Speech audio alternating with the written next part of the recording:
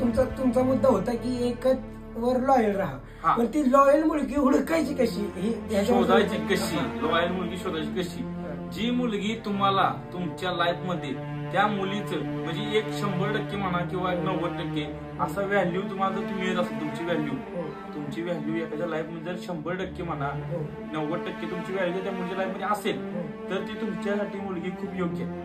आता मग तुमचा मुद्दा पटलाय की 90% 100% दाखवताना तर सगळ्या मुली दाखवतात की मी 100% प्रेम करते, ही करते, ती करते, पण ती माग काय करते तुला काय नाही. माझं म्हणणं लॉयल मुलगी आहे, लॉयल मुलगी लाईफ मधली लॉयल मुलगी ही कुठल्याही मुलाला धोका देऊ शकत नाही. आणि त्यासाठी ती लॉयल मुलगी तुम्हाला शोधायची जर असेल तर त्या मुली तुम्ही जरा परीक्षा घ्या. त्या मुलीबद्दल तुम्ही 4 गोष्टी वाचा, ऐका, कुठेतरी तुम्ही मित्र तुमचे असतात, काय ना काहीतरी असतात तुमच्या लाईफ मध्ये. त्या मुलीचा कोणतरी मित्र असतो, भाव असतो, कोणतरी असतो, एखादा मैत्रीण जी असती, तुमच्या ओळखी असती, त्या मैत्रिणीबद्दल माहिती काढा. हा मुली कशी आहे, तिची वागणूक कशी आहे, ही काय करते, काय नाही, तिची वागणूक म्हणजे जी स्वभाव तो कसा आहे, हा स्वभाव तुम्ही तिच्याकडनं पटवून घ्या. त्या मैत्रिणीची माहिती काढा आणि ती जी बोलते मैत्रीण ती सगळी सेम करते का ती पण बघा.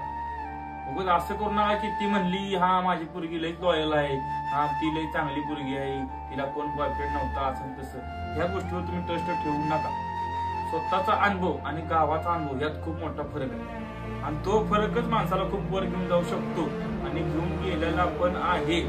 अशा खूप गोष्टी आहेत, खूप उदाहरणं तुमच्या समोर आहेत आत्ताच्या काळात. आणि लॉयल मुलगी ही अशी गोष्ट आहे, ती मुलगी आपल्याला त्या लाईफ मधली प्रत्येक गोष्ट सांगू शकते आणि ती गोष्ट सांगतेच ती मुलगी. का सांगते? कारण तिला एवढं वाटतं काय माहितीये का, माझ्या लाईफ मध्ये ह्याच्याशिवाय माझं एवढं ऐकून घेणारा कोणीही माणूस नाही.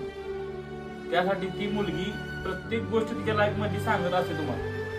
फॅमिली सोडा, तिची फॅमिली आहे, आपली फॅमिली, आपल्याला वाटतं आपल्या फॅमिली आपण सगळं शेअर करावं, पण ती आपण गोष्टी काही मुलीच्या लाईफ मध्ये मुलगी आहे ती, मुलीच्या लाईफ मध्ये काही गोष्टी असतात त्या गोष्टी मुली शेअर करू शकत नाही फॅमिलीची.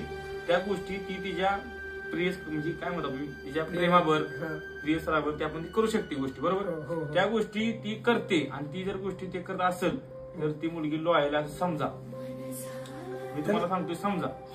तर आपल्याला भूषण दादांनी 2 मुद्दे मांडले, ते म्हणजे कमी वयात मुलं व्यसन करायला आणि दुसरं म्हणजे प्रेमाचा.